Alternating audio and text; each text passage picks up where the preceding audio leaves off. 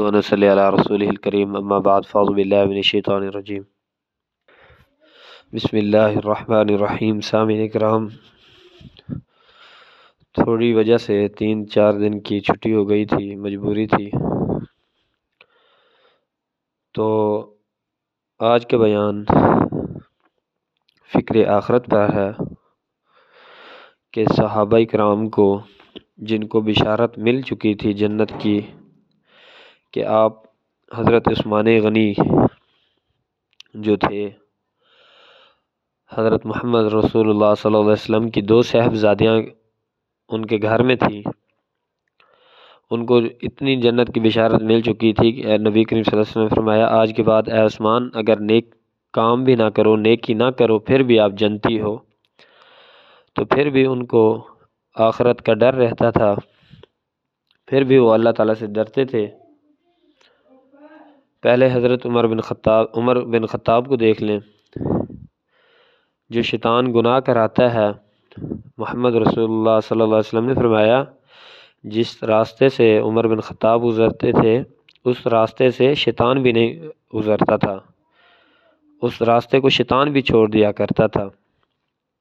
اور اس کے بعد جس سے کافر ڈرتا تھا، لرزاتا تھا، اور اس کے بعد عمر کے اسلام لانے کے بعد کعبے کی چھت پر اذان دینا شروع ہو گئی تھی، وہ عمر موت سے، قبر سے اتنا ڈرتا تھا، جب بھی قبرستان جایا کرتے تھے تو وہ قبرستان کی مٹی کو اٹھا کے ادھر پھینکتے اس طرح، اور وہ کہتے کاش میں مٹی ہوتا، کل قیامت کے دن اللہ مجھ سے کچھ سوال نہ پوچھتا، کل مجھ سے حساب نہ لیا جاتا۔ ان کو بھی ڈر تھا، ان کو جنت کی 10 مبشرہ میں سے تھے حضرت عمر بن خطاب۔ کبھی کہتے ہیں میں سبز ہوتا، مجھ سے حساب نہ ہوتا۔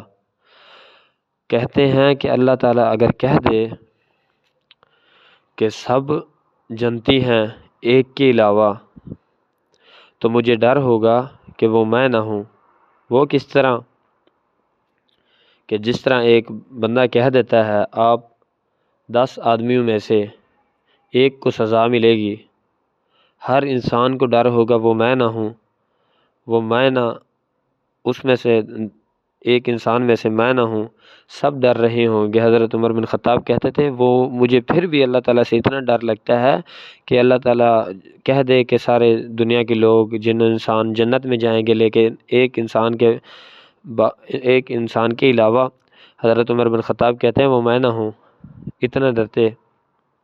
اور اس کے بعد حضرت عمر بن خطاب کہتے ہیں مجھے میری ماں نے جنم نہ دیا ہوتا، کاش کہ قیامت کے دن اگر مجھ سے حساب لیا جائے، میں ان کو حساب سے، اللہ تعالیٰ کے حساب سے اس طرح ڈر لگتا تھا کہ پہلے ہم نے جتنے گناہ کیے، اللہ تعالیٰ نے اپنے قرآن مجید میں فرمایا ہے رضی اللہ عنہ ورضوان، میں ان سے راضی، صحابہ اکرام مجھ سے راضی۔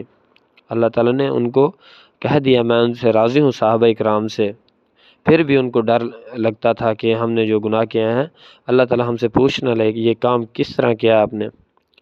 آج ہمیں ڈر کیوں نہیں لگتا؟ آج ہم لا تعداد، گنتی نہیں ہے، گناہ کرتے ہیں، ہر گناہ دن میں پایا جاتا ہے، لیکن رات کے وقت ہم اپنا محاسبہ کرتے ہیں۔ اپنا محاسبہ کیوں نہیں کرتے؟ اللہ تعالیٰ سے کیوں نہیں ڈرتے؟ حضرت عثمان غنی کو دیکھ لیں، حضرت عثمان غنی جب بھی قبرستان سے گزرا کرتے تھے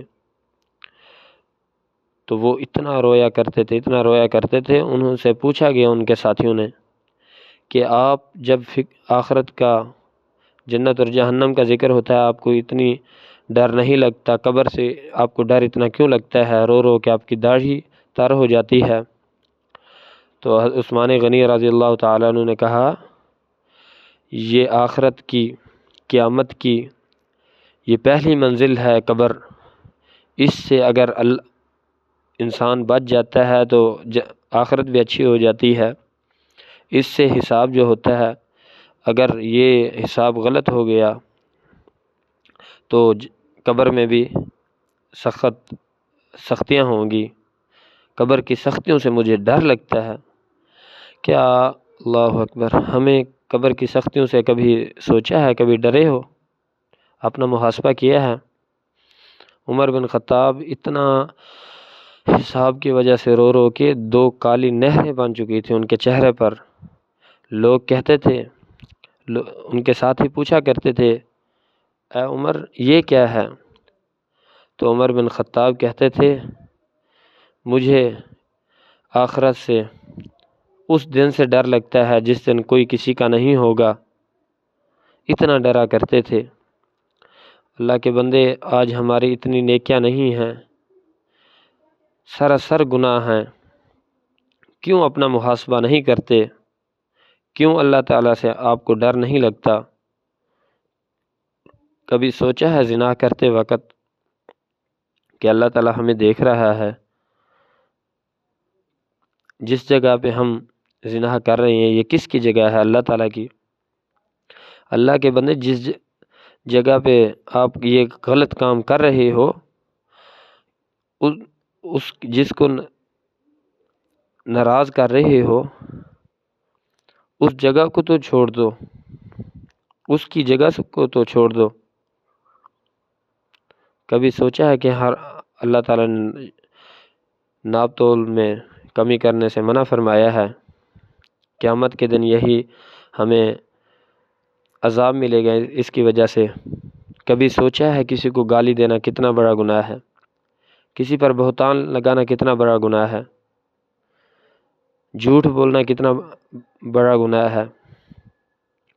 چغلی کرنا بڑا گناہ ہے۔ آج ہمیں صرف یہی پتہ ہے کہ خودکشی کرنا حرام ہے، جھوٹ بولنا حلال ہے، مال کھانا کسی ناحق مال کھانا حلال ہے، غیبت کرنا حلال ہے، چغلی کرنا حلال ہے، اور کسی کے زمین ہڑپ کرنا یہ حلال ہے۔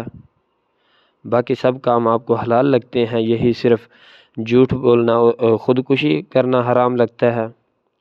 سب جس کام سے اللہ تعالیٰ نے ہمیں منع فرمایا ہے وہ سب کام حرام ہیں۔ ان کاموں سے ہمیں بچنا چاہیے، ان کاموں کے نزدیک بھی نہیں جانا چاہیے۔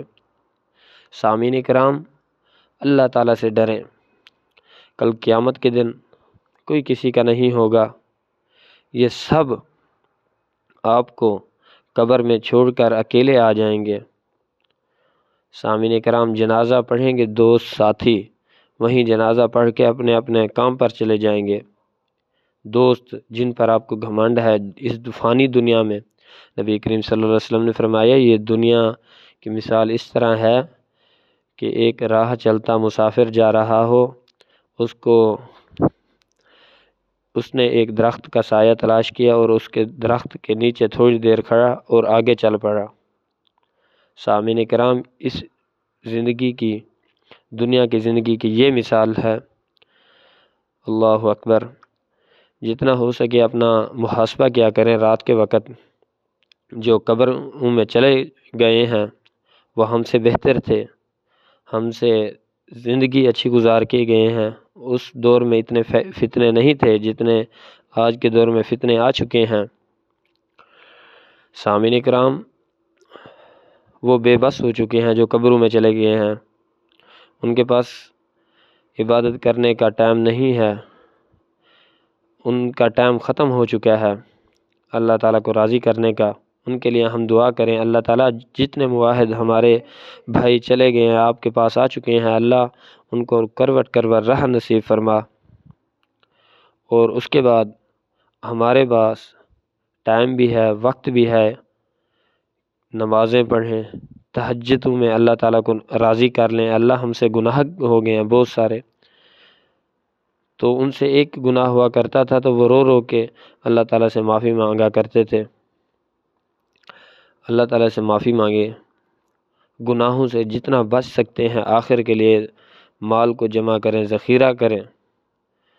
جو اللہ تعالیٰ نے نعمتیں دی ہیں اس کا شکر ادا کریں دنیا میں، اگر نہیں ناشکری کرتے ہیں تو اللہ تعالیٰ کو ناراض کر کے جا رہے ہیں۔ جانا تو ہم نے اللہ تعالیٰ کے پاس ہے، جتنی عمر گزار لیں۔